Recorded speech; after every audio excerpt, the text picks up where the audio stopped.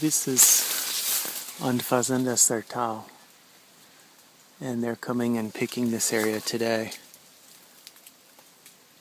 And what you see is the decision really has to be, how are you going to come and pick a tree completely in one pass? Some of these they use 3 passes. This is a yellow variety here. They pick 3 passes. Some they strip pick 1 pass.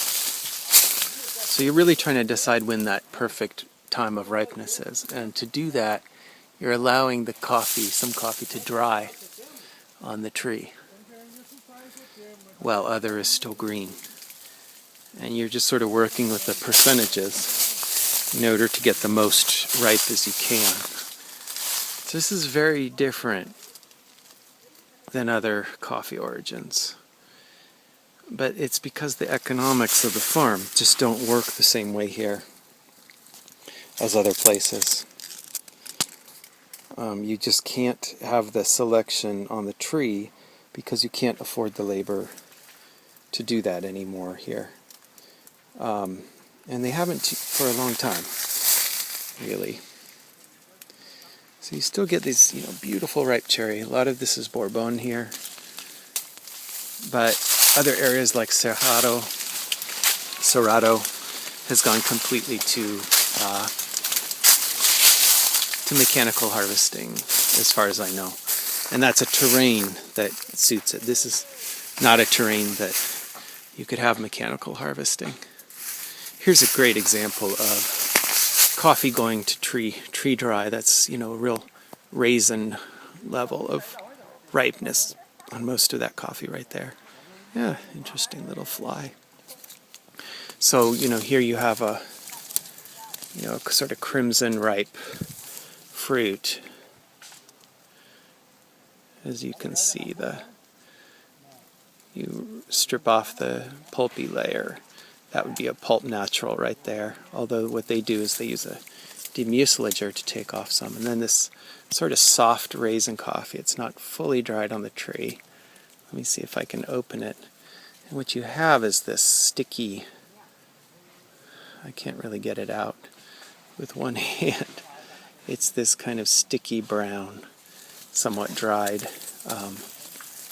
fruit inside. Some people are calling this like black honey or something like that in Costa Rica. Another silly name. See, and this is still pretty moist even though the skin was fairly dry. It definitely shapes the flavor a lot to leave coffee this long on a tree. But this is more typical up here, you see. Huge mix of totally ripe pods. People are shouting to each other. They're picking. Totally ripe cherry, red, kind of glossy red, and just absolutely green on one tree. And that's typical. So, anyway, Brazil is unlike any other place. And the interesting thing we're going to see tomorrow is a farmer that's getting really good yields by cutting the tree down to the trunk, cutting off with the coffee cherries, and then putting those into a machine and separating the leaves and branches and coffee cherries. So in one pass, his workers are pruning the tree in this really severe, dramatic way, and also harvesting in this really odd way that I've never heard of before. And he's only getting a crop every other year. So he does half his farm one year, half another. And yet his yields have gone up from the average in the area is 25 exportable bags per hectare to 70. So it's actually worth it. And I think just, those kinds of things are things you're only going to find discovered in Brazil. Why would you do that in Guatemala? So here's a yellow variety. I think this is yellow Bourbon. Yeah, it is. And then you have the dried, fully dried seeds that went ripe and just dried right on the tree. And they're doing a kind of, Sertão's doing an interesting processing method on those that's a little different than the usual, which we'll be looking at tomorrow morning. You know, well, Brazil's just kind of the standard coffee of the world, the largest producer and all this stuff. It's, to me, the strangest producer for so many reasons.